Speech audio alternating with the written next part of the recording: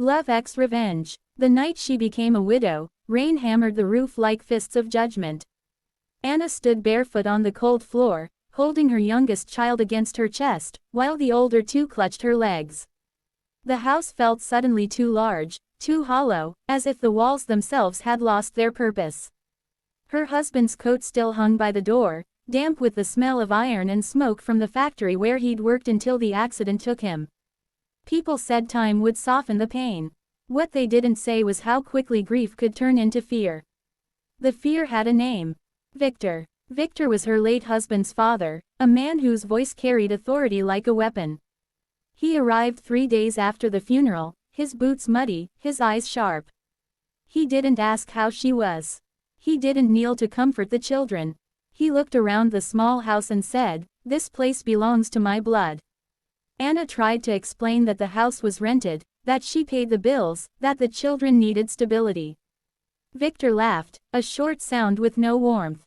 "You're a widow now," he said. "You'll do as you're told." At first, it was words. Orders about food, about money, about how the children should behave. Then it became hands. The first slap came when her eldest son spilled soup at the table. Victor's palm cracked across Anna's face before she could even move. "Control your brats," he growled. She tasted blood and swallowed it with her pride. She told herself it was temporary. She told herself she could endure. Widows learn endurance quickly, but Victor returned again and again.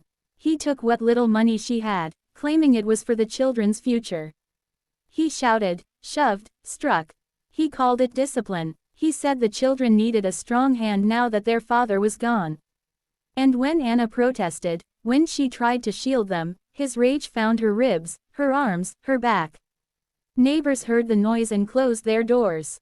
People avoid storms they can't control. The children learn to be silent. They learn to read Victor's footsteps, to hide when his shadow crossed the threshold. Anna learned to count bruises and invent stories. She became very good at lying.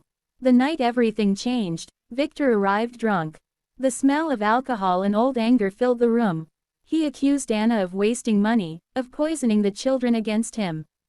His voice rose, sharp and wild. When her daughter began to cry, Victor turned, lifting his hand.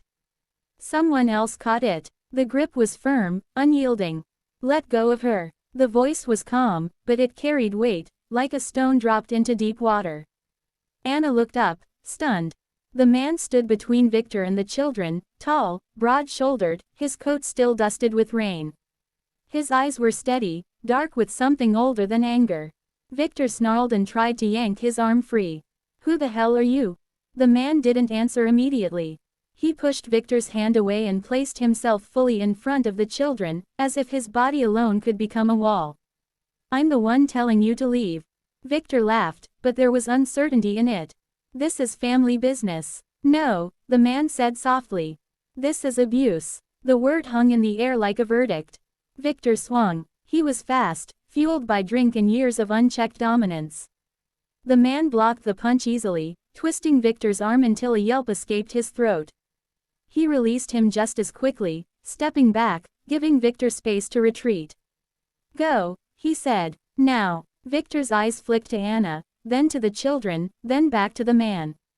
Pride battled survival. Survival won. He spat on the floor and stumbled out into the rain, shouting promises that sounded more like threats. Silence followed, thick and trembling. Anna realized she was shaking. The children stared at the stranger like he was something out of a storybook, unreal and sudden. The man turned to them and lowered himself to their level. "It's okay," he said. "He's gone." His name was Michael. He lived 2 houses down, a quiet man who fixed motorcycles in his garage and kept to himself. Anna had seen him before, nodding politely, never intruding.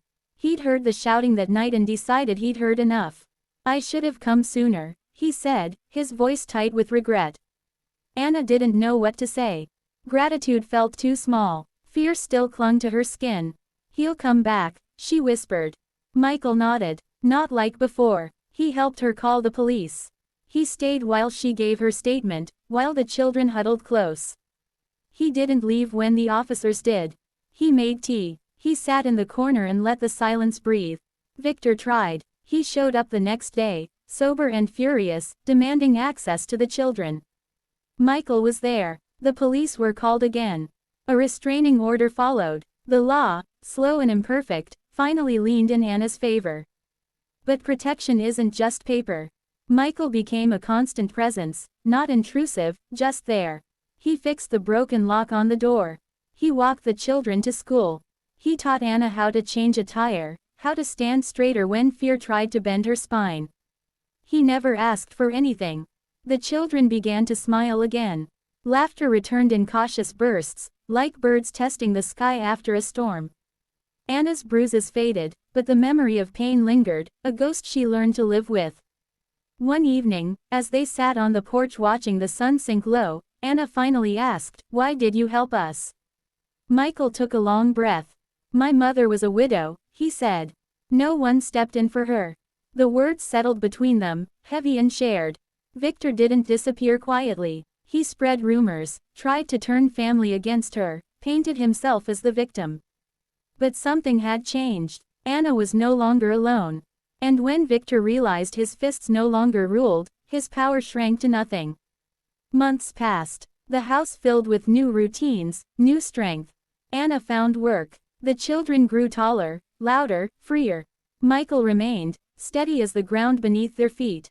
One night, long after the children were asleep, Anna stood at the window, watching rain streak the glass. Michael joined her, offering a mug of tea. "I don't know how to repay you," she said. He smiled, gentle and real. "You already have." In that moment, Anna understood that love didn't always arrive with fireworks. Sometimes it arrived quietly, stepping between danger and the people who couldn't protect themselves. And sometimes, revenge wasn't about fists or fury. It was about survival, about building a life so full, so strong, that the past had no place left to stand.